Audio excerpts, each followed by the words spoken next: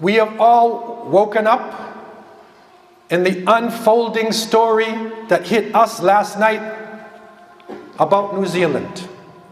And we found out with terrible information, even on the internet, that a gunman entered into 2 masjids, 49 people were killed, 41 at Masjid al-Noor, 7 at the Linwood Mosque, another died in the hospital.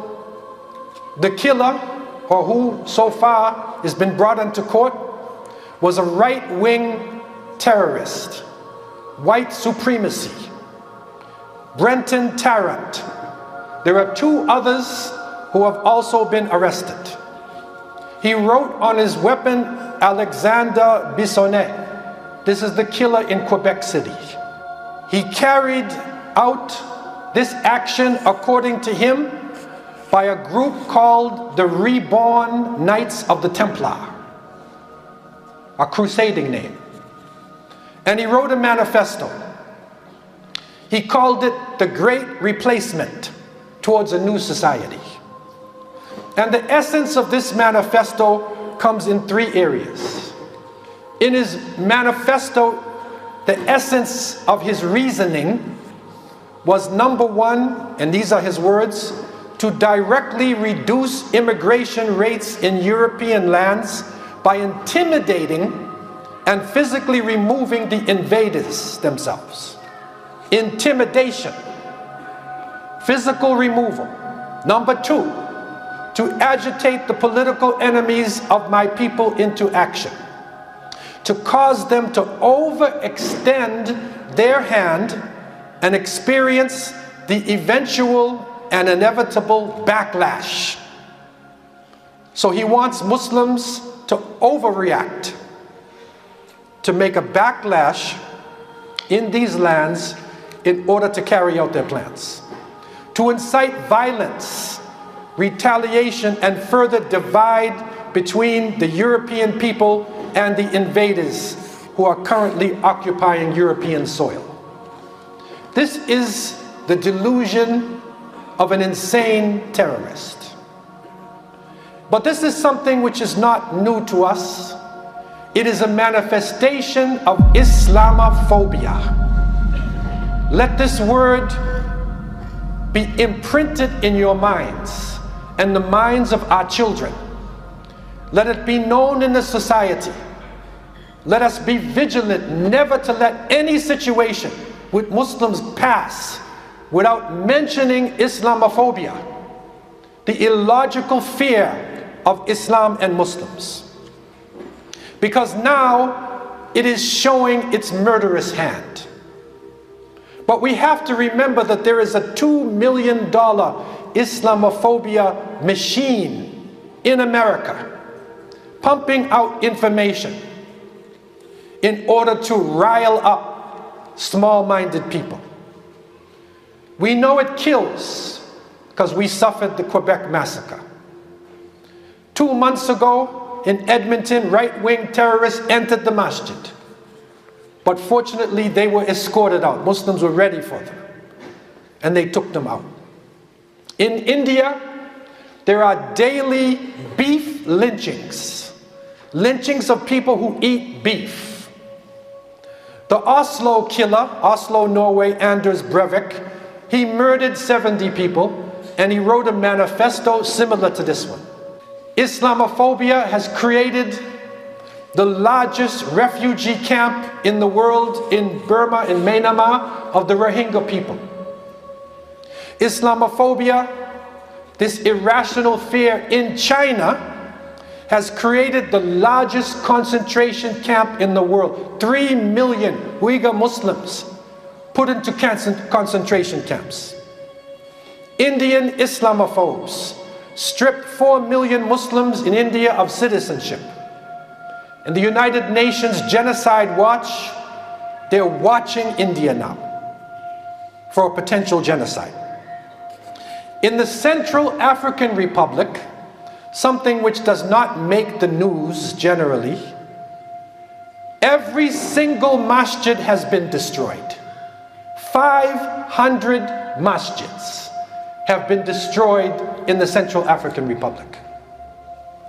Masjid al-Aqsa right now, the third of our harams, is under attack.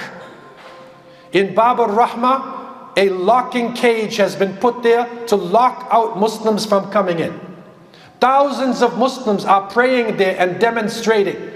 And recently they were attacked inside the masjid. You don't see it in the news. They were attacked inside of the masjid. And so it continues.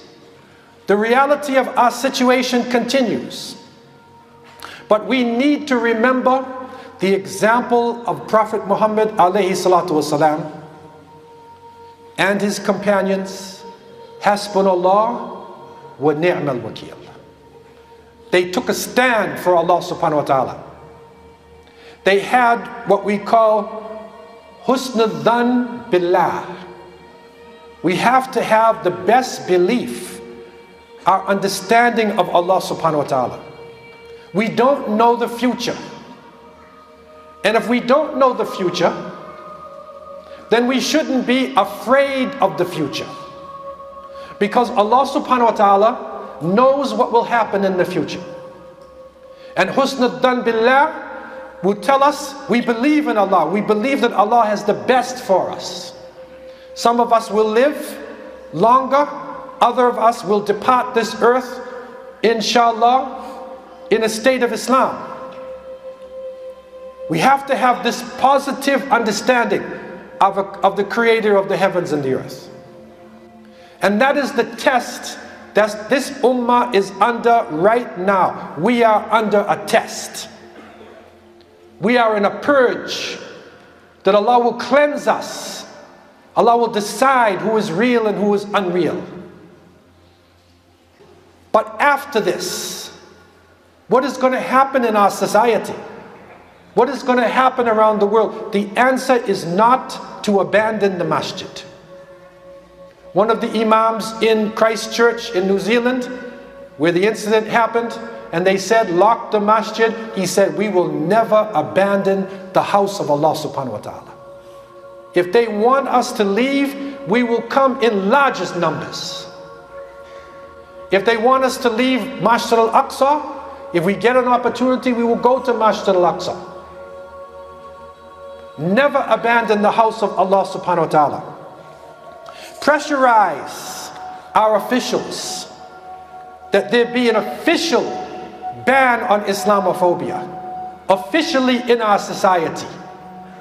This is a wake-up call, not to be watered down, but focus on what is happening to us.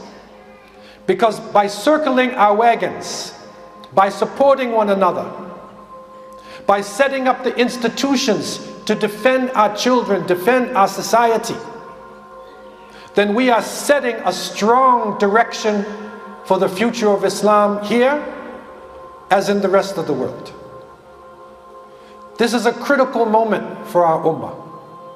Allah subhanahu wa ta'ala has blessed us with the last testament. He has put it in our hearts and in our minds. And do not think that we will not be tested.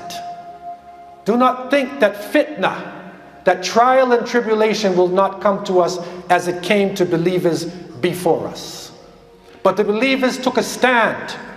They had husn al-dhan billah. They believed that Allah would do the best for them in this life and in the hereafter. So let us dig down deep. If the fear is in our hearts, take it out. Because only Allah subhanahu wa ta'ala knows the future. And it is better for us to die, to leave this world as men and women of Islam, instead of turn our backs in fear. We believe that our brothers and sisters are making a transition into Jannah. That inshallah, they will be shaheed. And one of the things that the shaheed will say, as reported by the Prophet ﷺ, when they asked the shaheed, what would you want the most? And he would say, I want to return back to earth so I can die again for Allah subhanahu wa ta'ala. From what I am seeing now, the grace that I am seeing now. And so let us remember our brothers and sisters constantly all around the world where this is happening. Let us remember not only with our dua, but with our assistance, with our intelligence, with our knowledge. This is the time to close ranks. And for believers, if we have patience, fortitude, then this can turn into a positive situation for us, instead of being one to cause depression and anxiety. Allah subhanahu wa ta'ala is the creator of the heavens and the earth. When we say Allahu Akbar, we mean it. That Allah is greater than everything in this world. May Allah subhanahu wa ta'ala enter our brothers, sisters into the highest part of Jannah. May Allah subhanahu wa ta'ala help the children who died in Christchurch, enter them into the highest part of Jannah. May Allah subhanahu wa ta'ala help the shuhada all around the world, the Uyghur Muslims, Muslims in Al-Aqsa, in Central African Republic. May Allah make it easy for them, tighten their ranks. May Allah help believers throughout the world and raise up leadership in the Muslim world to take us from darkness into light. And may Allah help all of us that our last word would be kalima la ilaha illallah Muhammadur Rasulullah